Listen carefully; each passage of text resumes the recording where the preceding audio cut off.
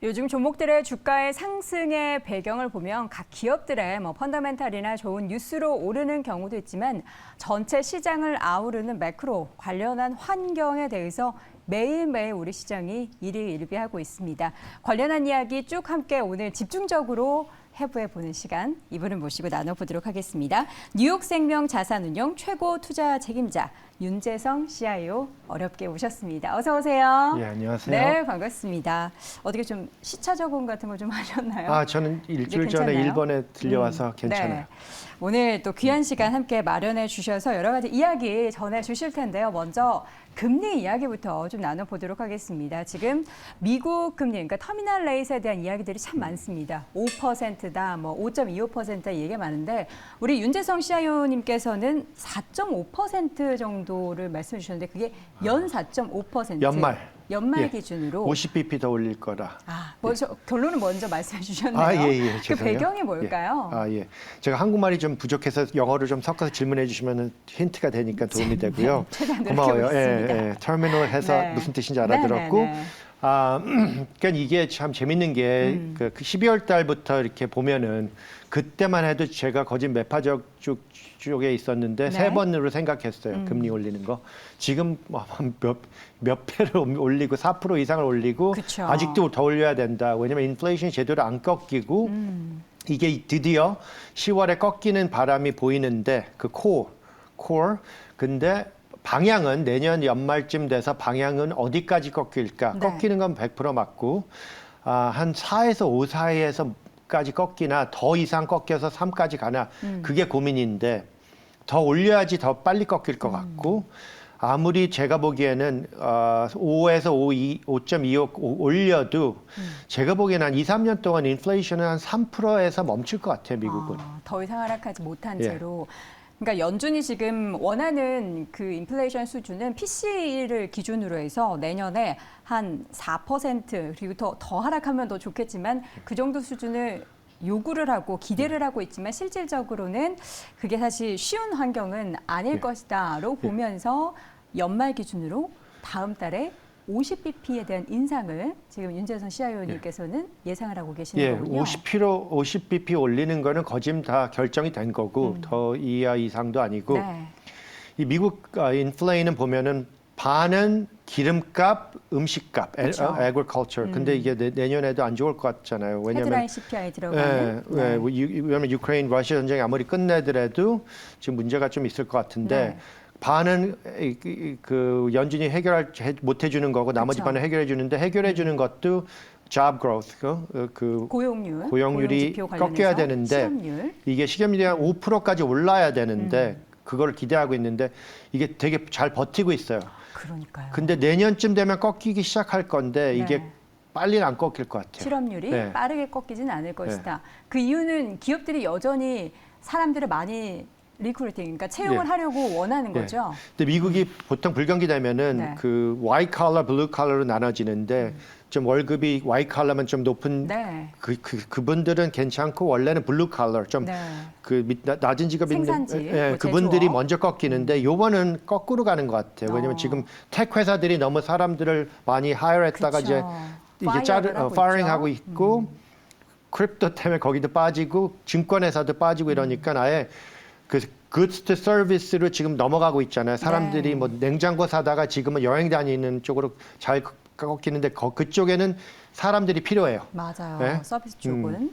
그쪽이 이제 마저 꺾이려면 내년쯤 되지 않을까? 그러니까 지금 이제 밸런스를 보면은 그동안에 이제 빅테크 쪽에서 워낙에 채용을 많이 했기 때문에 여기에서 좀 줄였는데 이 옆에서 보니까 서비스 쪽에 여행 수요가 늘어나면서 뭐 레스토랑이나 여행 관련해서 쭉 올라갔단 말이죠. 근데 이 밸런스를 맞추는 데는 시간이 필요하기 때문에 그게 내년 정도가 돼서야 연준이 원하는 정도의 실업률이 나올 것이다라는 그런 말씀을 해주셨습니다.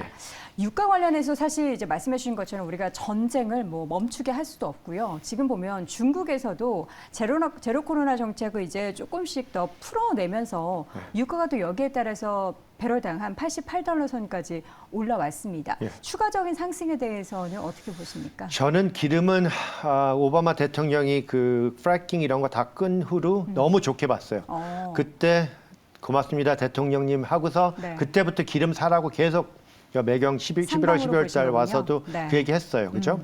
그러고서 120에서 100 사이로 왔다 갔다 몇 번 하는데 사고 팔고 했는데 요번에는 좀 버티고 이렇게 참고 있는 게 살라고 배 아프게 못 샀어요. 요번에. 딱 내가 원하는 가격으로 갔는데 좀 지켜본다고. 네. 근데 막 떴잖아요. 리오프닝도 여러 가지 이유로.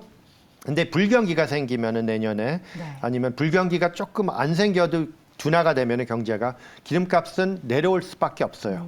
하지만 이 supply demand 네.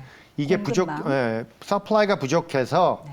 기름값을 2, 3년 지켜보면은 좋은 방향으로 갈 수밖에 없어요. 그 좋은 방향이라는 거는 올라간다고. 물가의 상승을 보시는 그쵸. 거군요. 그래서 120을 다시 찍냐? 무조건 찍는다. 무조건입니까? 네, 저는 그냥 말을 그렇게 해요. 2, 3년 정도 장기적으로 봤을 때 예. 말씀하시는 왜냐면 거죠? 불경기 생기면은 뭐 60불까지 꺼질 수 있고 전 리세션은 좀 최악이라서 25불까지도 꺼졌는데 요번에는 불경기가 약하고 둔화되는 게 약하고 기름이 모질라니까 그렇게까지는 안 꺾이고 막 60불까지 좀 더 밑으로 꺾이면은 네. 이렇게 가능하고 120불까지 무조건 다시 올라간다. 왜냐면은 서플라이 디맨드가 아직 모질라요.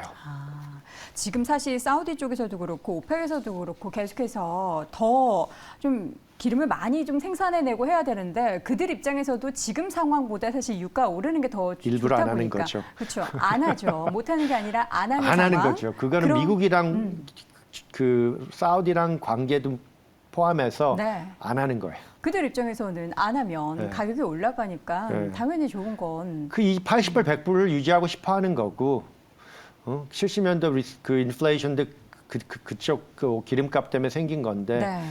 그 위협을 택하고서도 경기가 둔화되는 걸 예상해서 안 하는 거죠. 그럼 우리는 일단 기본값으로 디폴트로 유가의 계속된 뭐 2년 정도 길게 봤을 때 추가적인 지금 구간에서부터의 상승을 좀 생각을 하고 투자 전략이나 뭔가 섹터별 전략을 좀 마련해야 되는데 사실 저는 이 에너지 관련된 섹터 종목들이 많이 올랐다고 생각을 했거든요. 그럼 향후에도 관련된 섹터에 대해서는 굉장한 기대감을 열어두고 네. 계시겠네요. 그러니까 저도 기름의 이 에너지 주식에 욕심을 내서 사고 팔고 몇 번 했는데 네. 이번에는 경제 둔화 때문에 욕심을 안 낸 게 아쉬워요. 지금 한 달 반 만에 지금 뭐 어떤 과목은 막 30% 떴는데 그쵸. 지금 이 상황에서는 사야 되는 건 아닌 것 같아요. 제 지금은 예상에는. 그래서 기다리고 있어요. 한 번 더 기회는 온다. 그 기회의 포착은 시기를 경제가 둔화되면은. 그럼 내년도 저는 시장이- 한 내년 1월에서 4월 사이에 둔화되는 게 정확히 보인다. 특별히 그 fourth quarter earnings, 미국 S&P 회사들의 earnings가 first quarter, 첫 번째 쿼터는 12%였고 네. 그 second quarter는 6%였고 네. 에너지 빼면은 네거티브였어요 벌써. third quarter는 지금 3%로 가고 있는데 네. fourth quarter가 0까지 갈 것 같아요. 네. 그러면은 회사들이 이제 이익을 못 보고 빵이에요. 이렇게 하면 트렌드, 자동차가 이렇게 천천히 가다 갑자기 속도를 올릴 확률이 뭐 있어요? 없죠. 계속 둔화될 것 같은데 네. 내년까지. 이렇게 되면 경제가 둔화되면 기름값이 꺾이죠. 하지만 심하게는 안 꺾이고 한 네. 60불까지 그 밑으로 좀 더 뭐 이렇게. 이익에 계속된 전체적인 기업들의 이익이 지금 올해 1분기, 2분기, 3분기, 4분기에 꺾였고 내년도에 3분기까지, 4분기는 이제 1월 달에. 네, 1월 달에 나오는데 이제 그 바닥을 보고 나서 그때 관련한 에너지 주식을 접근해도 늦지 않는다. 그때는 기회가 그렇죠. 올 것이다. 근데 주식이라는 게 보통 경제보다 한 3개월에서 6개월 앞서가요. 네. 그래서 만약 불경기가 확인되면은 벌써 주식은 그때부터 뜨기 시작할 거예요. 근데 이게 이번에도 재밌는 게 불경기가 좀 약하고 아예 안 올 수도 있지만 그러니까 GDP가 0이지만 네게티브 마이너스는 안 된다고 믿는 사람들이 갑자기 인플레이션이 꺾이니까 막 주식을 사대는데 네.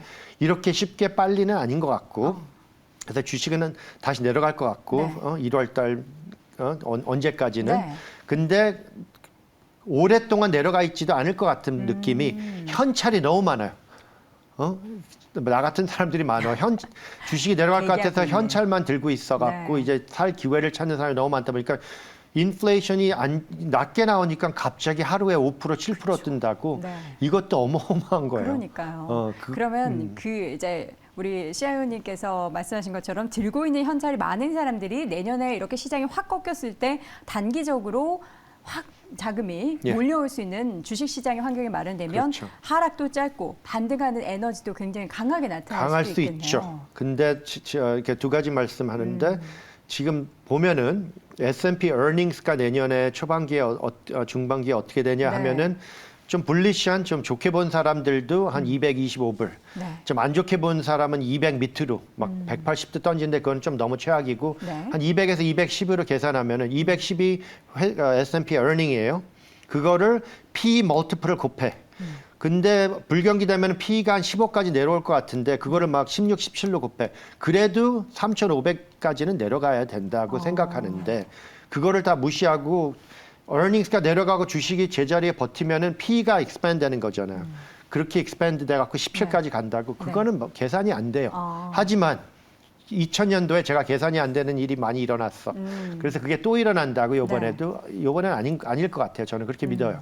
그러면 지금 이제 S&P 500 지수 상황이 한 4,000선에 육박해 있는데 그 밸런스를 맞추려면은 500포인트 정도의 조정은 저는 해야 되네요. 저는 연말이 3,600으로 생각했는데 그 말 하고 나서 한 달 안에 골드맨도 그렇게 얘기했는데 떨어졌다가 회복했잖아. 근데 이거를 지켜보긴 지켜봐요. 네. 왜냐면 지금은 산타클라스 랠리가 일어날 거라고 저도 그림이 보였어요. 몇 주 전에. 네. 그래서 그 얘기도 했는데 산타클라스 랠리가 어디까지 갈지는 모르겠고. 산타크로스 랠리는 산타가 오시면은 그러니까 뭐 이런 연말에. 랠리로. 네, 근데 네. 그게 올지 안 올지는 모르겠고 나는 네. 그냥 떨어지면은 무슨 과목을 살 건가 고민을 하고 싶은 게 그 10년 전 리더가 다음 10년 리더가 될 수는 없어요. 웬만하면. 그래서 택이 여기까지 잘 왔는데 그 넥스트 10년 택이 똑같이 제대로 갈 건지 안 갈 건지는 두고 봐야 될 얘기예요. 자, 그동안에 10년 동안의 시장을 이끌었던 건 빅테크 종목이었는데 향후의 10년도 이 빅테크 종목이 갈 것이냐 거기에 대해서 물음표를 던지는 월가의 전문가분들이 굉장히 많습니다. 그 가운데 우리 윤세정 CIO님께서도 그 말씀을 해주셨는데요. 그럼 향후 10년은 이제 에너지 하나 이제 적어놨어요. 에너지 말씀해 주셔서 그 외에는 뭘까요? 저는 헬스케어를 적었는데 이번에 네. 그 공화당이 다 휩쓸었으면은 헬스케어가 계속 좋게 가는데 헬스케어가 싸긴 싸요. 네. P가 한 16 이렇게 되는데 16. 근데 공화당이 다 휩쓸지 못해서 좀 꺾였는데 그쵸. 이번에 리바운드 할 때. 근데 아직도 싼 주식이니까 믿고 가도 될 것 같아요. 헬스케어는 믿고 가도 된다. 불경기 안전한 주식이고 트렌드가 좋은 주식. 근데 이제 제가 인터뷰 내용을 보니까 헬스케어 중에서 이제 뭔가 기계 관련한 그건 쪽은 싫어해요. 예, 그건 별로 좀 안 비싸니까. 좋아하신다고. 그거는 네. 가격이 많이 올라 네, 있어서. 저는 매크로 하는 사람이라서 네. 탑다운으로 보고 주식을 일일이 보는 건 아니에요. 그렇지만 이따금 가다 제가 뭐 한 일주일 전, 열흘 전에 메타가 하도 심하게 깨져갖고 네. 이거는 재밌다고 샀어요 개인적으로. 그 얘기도 주식을 사는 걸 그러니까 너무 힘들어요. 저는 남들 다 산 다음에 사야 돼서. 그렇지만 메타가 그 가격에는 좀 재밌을 것 같아서 네. 샀어요. 잘 사셨네요. 근데 벌써 팔고 싶은데 근데 참고 있어. 못 팔아요 저는. 네. 한 달 반 동안. 네네. 그래서 버티고 있는데 좀 버텨주면 그때는 팔 것 같아. 네. 근데 한 150 위로 갈 거라고 예상해서 샀는데 이렇게 막 뜨기 시작하면 그냥 나는 주식에 쓸데없이 뜨면 무조건 뭘 하나 팔아야 돼 성격상. 자, 그러면 우리나라에서 지금 주식 투자하고 계시는 특히 이제 미국 쪽 투자하고 계시는 우리 투자자분들께 한 말씀 좀 부탁드립니다. 그러니까요. 저는 이게 그 bear market rally라고 믿고 네. 여기에 휩쓸리시지 말고 네. 그 데이 트레이딩을 잘하신다고 자신 있는 분들은 하시지만 제가 2000년도에 해봐서 아는데 엄청 벌었다 코 깨졌어요. 그때는 돈이 별로 없는 그 분야에서 큰 재산을 벌었다 날렸는데 네. 그래서 뷔페 한국말로 뷔페를 초대받아서 과자 하나 들고 나왔다. 그런 상황인데 뭐 젊으신 분들은 해보세요. 다 경험이니까. 네. 하지만 그 불경기 때 어떻게 뭘 사야 될지를 고민하지 네. 자꾸 막 사고 팔고는 하지 마세요. 사고 팔고 하지 말고 일단 저점이라는 인식으로는 매수 기조로 이어가도 괜찮다라는 말씀 들어봤습니다. 자, 오늘 어려운 걸음 해주셨습니다. 뉴욕생명자산운용 최고 투자 책임자 윤재성 CIO와 함께했습니다. 고맙습니다. 고맙습니다.